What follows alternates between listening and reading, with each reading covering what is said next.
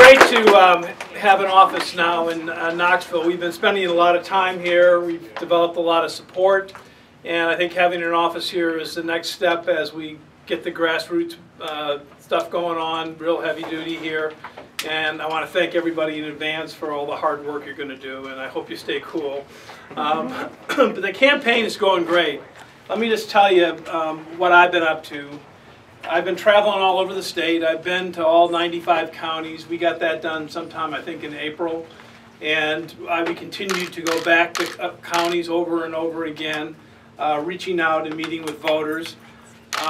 We have been up on TV now across the state for 6-7 weeks, I guess. And I hope you find the ads entertaining, if not edifying, at least entertaining. But we're trying to be positive. I think that's sort of the contrast we're trying to draw with the other party is that you know, we're thinking about issues as adults. We're thinking about issues in a way that can really help the people of the state.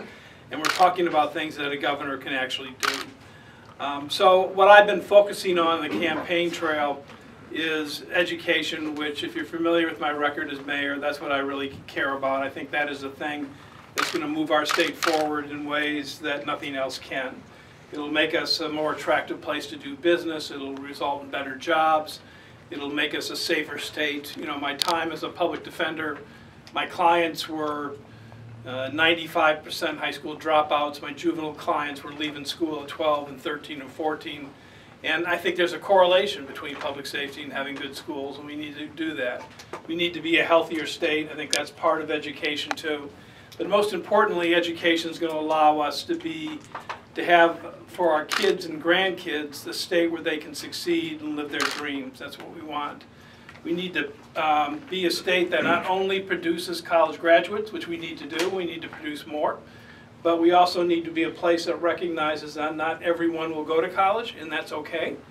And if someone chooses not to, we should have the technical and vocational programs that allow them to get ahead and earn a living where they can raise a family. You know, the average age of an electrician now in Tennessee is in the 50s. Plumbers are getting older too. And you know, those are folks who are always going to do well. And we need to make sure that we're producing them. I talk a lot about economic opportunity for the state. You know, there's a lot of good news. Knoxville's doing great, Nashville's doing great, Chattanooga, but there are places in between, small towns that have lost jobs in the 80s and 90s. You know, the apparel industry left the state that are struggling. We need to help those places. Rural broadband is something we need to stop. We need to get it done. We need to do that with a sense of urgency. And I think we need to do Medicaid expansion. I mean, that to me is the big mistake that's been made in the last 10 years in our state. And you know, we've lost $4 billion. We've seen 10 hospitals close in rural areas. And whole communities are struggling. And we can still do it. Virginia just did it 5 weeks ago. And you know, it's still to our financial advantage to do it, and we need to do it.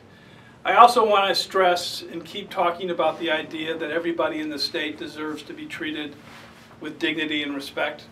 That's a core value that I hold, and I know you all hold. I think everybody in Tennessee holds. That, you know, when you grow because people want to be here. When you attract talent because talented people want to be here, and because they want to be here because we're friendly, we value each person's dignity, and we treat people with respect. And to me, that's a core thing.